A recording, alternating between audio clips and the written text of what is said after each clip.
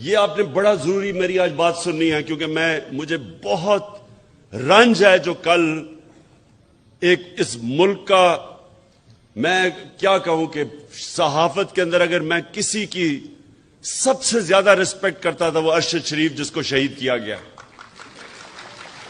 اور یہ سمجھنا ہے کہ یہ کیا ہوا ہے، اس کا فنومنا سمجھنا آپ نے۔ اب میرے سامنے آپ وہ لوگ بیٹھے ہوئے ہیں جنہوں نے اس ملک کے انصاف کے نظام کی حفاظت کرنی ہے۔ اب سنیں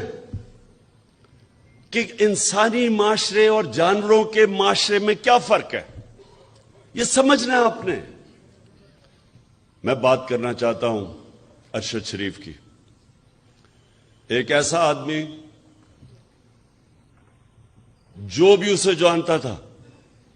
2 گھر میں شہادتیں ہوئی تھیں، محب وطن پاکستانی، شاید ہی کوئی پاکستان کی اتنی درد رکھتا تھا جتنا یہ ارشد شریف رکھتا تھا۔ حق اور سچ پہ کھڑا ہوتا تھا، کس لیے؟ ضمیر کا سودا نہیں کرتا تھا۔ ساری صحافی آج جتنے بھی ہیں سب جانتے ہیں کہ ارشد شریف کے ضمیر کی کوئی قیمت نہیں تھی، اس کو کوئی لفافہ نہیں دے سکتا تھا، سٹینڈ لینے والا تھا، حق پہ کھڑا ہو جاتا تھا۔ امر بالمعروف، اللہ کا حکم ہے کہ اچھائی کے ساتھ کھڑے ہو، بدی کے خلاف جہاد کرو۔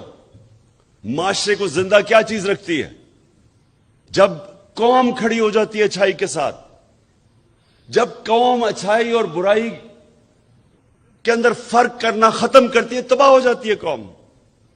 اس لیے اللہ نے قرآن میں ہمیں حکم دیا ہوا ہے، کہیں اس نے اجازت نہیں دی انسان کو نیوٹرل رہنے کی،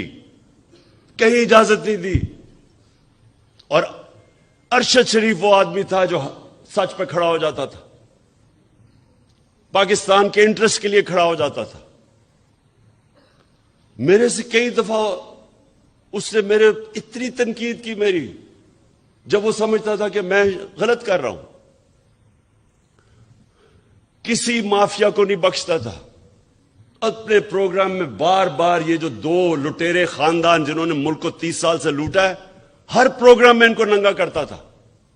ثبوت کے ساتھ۔ دھمکیاں ملتی تھیں، پیسے کی آفر ملتی تھی، لیکن نہ اس کو کوئی خرید سکتا تھا، نہ ڈرا سکتا تھا۔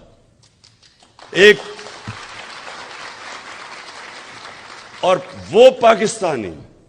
وہ صحافی جو ساری قوم جانتی ہے کہ وہ ملک کے انٹرسٹ کے لیے محب وطن، جس آدمی کی گھر میں 2 شہادتیں ہوئی ہوں، جس طرح وہ پاکستانی فوج کے ساتھ کھڑا ہوتا تھا، جا کے ان کے کئی پروگرامز کرتا تھا ان کے لیے۔ تو یہ آج میں آپ کو بتانا ہوں کہ ٹریجڈی دیکھیں یہ پاکستان کی، اور اس پہ اگر یہ قوم، ہماری قوم اگر نہ کھڑی ہوئی، میں آج آپ کو کہہ رہا ہوں کہ ہمارے میں اور جانوروں میں کوئی فرق نہیں رہے گا۔ ارشد شریف، اس کو جب دھمکی آئیں، نامعلوم نمبروں سے دھمکیاں آئیں کہ یہ نہ کہو، سچ نہ بولو، یہ جو رجیم چینج ہوئی ہے، وہ جب اس کو ایکسپوز کرنا شروع کیا، اس کے اوپر دھمکیاں آئیں، ڈرایا گیا۔ پھر مجھے انفارمیشن آئی کہ اس کو مارنے لگے ہیں، اس کے گھر میں گھس کے انہوں نے ڈرایا اس کو، اس کی فیملی کے سامنے،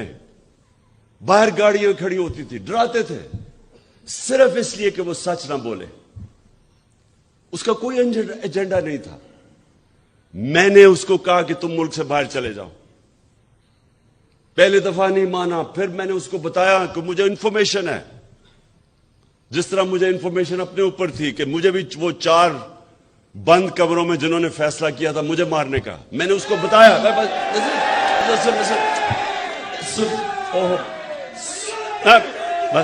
بس دیکھیں، تو وہ جب ملک چھوڑ کے گیا، اس کا ویزا ختم ہونے لگا تھا دبئی کا، یہ واپس بلا رہے تھے اس کو، کوئی اس لیے نہیں کہ کوئی جرم کیا ہے اس نے، اس لیے کہ وہ سچ نہ بولے، اس کو واپس بلا رہے تھے، اور وہی کرنا تھا اس سے جو انہوں نے اعظم سواتی کو بند کمرے کے اندر ننگا کر کے اس کے اوپر تشدد کیا، شہباز گل سے کیا انہوں نے، جمیل فاروقی ایک رپورٹر جرنلسٹ، اس کو انہوں نے کیا، سینئر صحافی وہ ملک چھوڑ کے بھاگ گیا صابر شاکر، اس کو دھمکیاں دی۔ یہ وہ لوگ ہیں، ایاز امیر، اس قوم اس کو 30 سال سے جانتی ہے، ریسپیکٹڈ جرنلسٹ، ان کے پیچھے پڑ گئے کہ کسی طرح ڈرا کے ان کو دھمکائیں اور خوف زدہ کریں، اور کوئی شرم نہیں ان کو کہ وہ لوگ جو قوم ان کے کریڈینشلز ان کو اتنی دیر سے جانتی ہے کہ ہمیشہ یہ ملک کے انٹرسٹ کے لیے کھڑے ہوئے ہیں، ان لوگوں کو چنا جن کا ضمیر کا سودا نہیں ہوتا تھا، جن کے ضمیر کے سودے ہوئے وہ تو سب آج آپ ٹی وی کے اوپر دیکھیں سارے گن گا رہے ہیں ان لوگوں کے جو 30 سال سے سرٹیفائیڈ چور اوپر بیٹھ گئے آ کے اپنے کرپشن کے کیسز ختم کر کے ملک کو تباہی کی طرف لے گئے، ان کے خلاف کوئی بات کرے یہ سارے نامعلوم افراد آ کے ڈراتے ہیں دھمکاتے ہیں۔ ارشد شریف شہید کیوں ہے؟ اس کو پتا تھا کہ اس کی جان خطرے میں، اس کو پتا تھا، اس کو بار بار وارننگز آ رہی تھی، میں نے اس کو بتایا، اس کے باوجود ایک دفعہ یہ پیچھے نہیں ہٹا، رائے حق سے پیچھے نہیں ہٹا، ڈرا نہیں، اور آخر میں یہ جو اس کو ٹارگٹ کلنگ کی گئی ہے، یہ جو مرضی لوگ کہیں، مجھے پتا ہے کہ یہ ٹارگٹ کلنگ کی گئی ہے اس کو جو مارا انہوں نے، اس کو شہید کیا، سارے صحافیوں جتنے بھی پاکستان کے صحافی ہیں،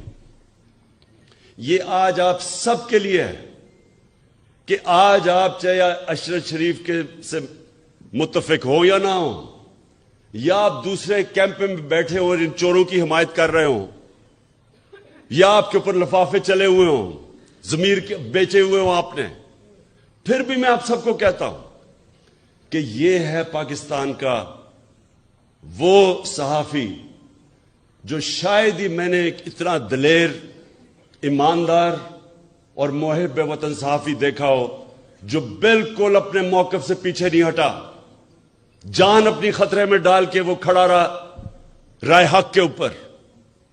اور آج ساری میری قوم کو اس کو سلام کرنا چاہیے۔ میں انشاءاللہ جو اپنی مارچ کرنے والا ہوں، میں آج میرا جو عزم ہے وہ کبھی بھی اتنا تکڑا نہیں تھا جتنا آج ہے، کیونکہ میں آج فیصلہ کر بیٹھا ہوں کہ ملک اب دو رائے پہ کھڑا ہے۔ 75 سال کے اعظم سواتی کو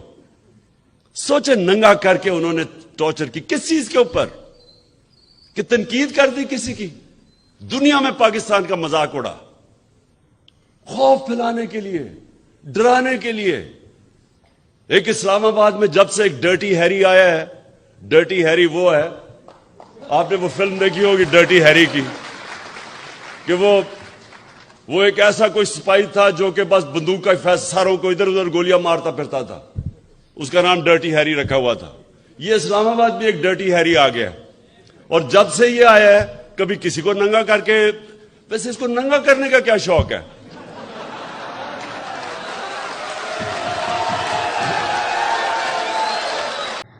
مزید اہم خبروں اور ملک کے سیاسی و معاشی حالات سے باخبر رہنے کے لیے ہمارے چینل کو سبسکرائب کریں اور ہر نئی آنے والی ویڈیوز کے لیے بیل آئیکن ضرور پریس کریں۔